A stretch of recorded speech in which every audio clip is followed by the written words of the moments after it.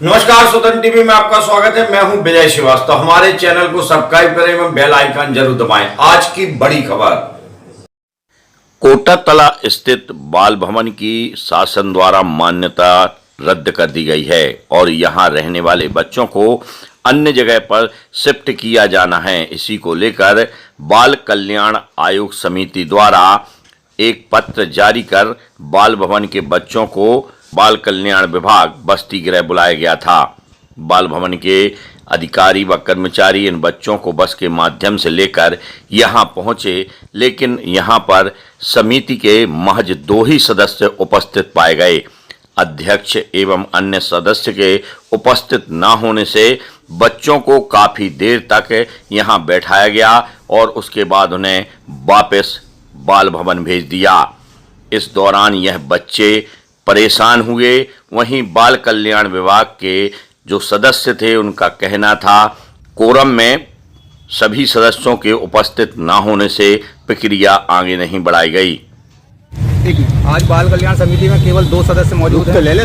एक हम और दूसरे हमारे मुकेश दुबे, अध्यक्ष महोदय, और एक केशव पाठक अध्यक्ष महोदय हमारी, और दीपमाला सैनी सदस्य। वो किन्हीं कारणवश आज अनुपस्थित हैं, इस कारण कार्यवाही नहीं हो सकी है। बच्चों को यथावत वापस आधारशिला संस्थान में भेज दिया गया। क्या कह के बुलाया गया था बच्चों को, किस लिए? यहाँ स्थानांतरण के लिए मध्य प्रदेश शासन ने उनकी मान्यता निरस्त कर दी है, इसलिए उनको स्थानांतरित करना था उचित बाल गृह और बालिका गृह में। तो आपकी समिति ने जब आमंत्रित किया तो यहाँ आपका बोर्ड पूरा नहीं था? हाँ, वो सब बाहर, तो 2 सदस्य, एक अध्यक्ष और एक सदस्य बाहर।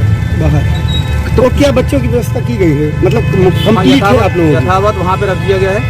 आगामी कार्य दिवस में उनको बुलाया गया है। जैसे ही हमारा कोरम पूरा होता है, बच्चों को सुरक्षित कोई ना कोई अच्छे बालक गृह बालिका गृह में स्थानांतरित किया जाए। कितने बच्चे हैं जहाँ आज बुलाए गए थे? कुल 16 बच्चे हैं। उनकी व्यवस्था नहीं हो पाई सरकारी जगह पर।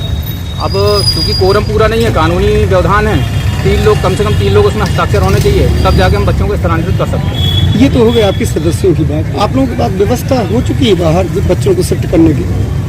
भाई अब उसमें तो सारे संस्थान अलग अलग जिलों में हैं, यहाँ पे व्यवस्था होगी, वहाँ उनको भेजा जाएगा। अभी क्या कुछ है तैयारी? अगर हाँ, तैयारी है, बिल्कुल है, भेज देंगे। हाँ, कोरम पूरा होगा हम बिल्कुल भेजेंगे। तो वहाँ है व्यवस्था? हाँ, बिल्कुल व्यवस्था है। अभी बच्चे कहाँ निवास कर रहे हैं? आधारशिला में ही वापस भेजेंगे। बाल कल्याण समिति के सदस्य दीपक तिवारी एवं बाल भवन के अधिवक्ता धीरज शुक्ला से स्वतंत्र टीवी ने बात की। हाँ, तो इसमें कहा कम से कम 3 सदस्य होने चाहिए हस्ताक्षर के लिए। हाँ, तो हमारी अध्यक्ष केशव पाठक और दीपमाला सैनी सदस्य ये अनुपस्थित रही हैं। उपस्थिति में हमारी और मुकेश दुबे जी की रही है। अच्छा, तो 2 साइन से नहीं जा सकते थे बच्चे।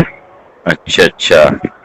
तो आखिर जानकारी तो ही अध्यक्ष जी के लाने के? बिल्कुल, सबको जानकारी थी, पूर्व से जानकारी थी। महिला बाल विकास को जानकारी है, आधारशिला संस्थान को जानकारी है, कलेक्टर साहब को जानकारी है और सारे सदस्य गणों को और केशव पाठक जी के अध्यक्ष को भी जानकारी है। तो इसके बाद तो लापरवाही समझी जाएगी। बिल्कुल लापरवाही। हाँ, क्या हुआ भैया कि हम लोगों की, जैसा कि आपको पता होगी कि बाल गृह और बालिका गृह की हम लोगों ने मान्यता के लिए, रिन्यूअल के लिए अप्लाई किया था, जो कि शासन ने रिजेक्ट कर दी। ठीक है, उसके बाद इन्होंने हमको एक पत्र लिखा कि आप बच्चों को यहाँ पर प्रस्तुत करें आज के लिए। ठीक है, अब वो पत्र जो इन्होंने लिखा तो उसमें भी सिर्फ 2 लोगों के दस्तखत थे, सिर्फ दीपक तिवारी और मुकेश दुबे के। ठीक है, और वो लेटर हमको मिला। अब उस लेटर के आधार पर हम आज बच्चे लेकर पहुंचे। बच्चे इन्होंने लिए नहीं और हमको लेटर दिया कि कोरम का अभाव है। हमको लेटर दिया कि कोरम का अभाव है और इन्होंने महिला बाल विकास के अधिकारी को बुला लिया मौके पर। फिर उन्होंने एसपी साहब को फोन कर दिया और पुलिस को यहाँ बुला दिया कि यहाँ पर असामाजिक तत्व आए हैं और अप्रिय घटना हो सकती है। जबकि हम आपके ही आदेश से हम बच्चों को देने पहुंचे थे। और फिर आपने जो हमें लेटर दिया उसमें लिखते हैं आप कोरम का अभाव है और इन्हीं 2 लोगों के दस्तखत हैं, इन्हीं 2 लोगों के दस्तखत उस लेटर में भी थे। तो अगर यहाँ पर कोरम का अभाव है तो वहां भी कोरम का अभाव होना था। अगर वहां कोरम का अभाव था तो आपने ऐसा पत्र क्यों जारी किया? फिर ये है पूरा प्रश्न। अच्छा, उनका ये कहना है कि अध्यक्ष जी को भी जानकारी थी, अन्य सदस्यों को जानकारी थी, कलेक्टर को भी जानकारी थी। तो हमको एक बात बताइए ना सर आप, कि अध्यक्ष जी को जानकारी थी तो जब लेटर आपने जारी किया हमको यहाँ बच्चे प्रस्तुत करने का, तो उसमें अध्यक्ष जी के दस्तखत क्यों नहीं है? अगर अध्यक्ष जी को जानकारी थी तो उनके दस्तखत क्यों नहीं है? कोई भी समिति का सबसे सर्वोपरि कौन होता है? अध्यक्ष होता है जी। फिर सदस्य होते हैं, आप दोनों सदस्य हैं।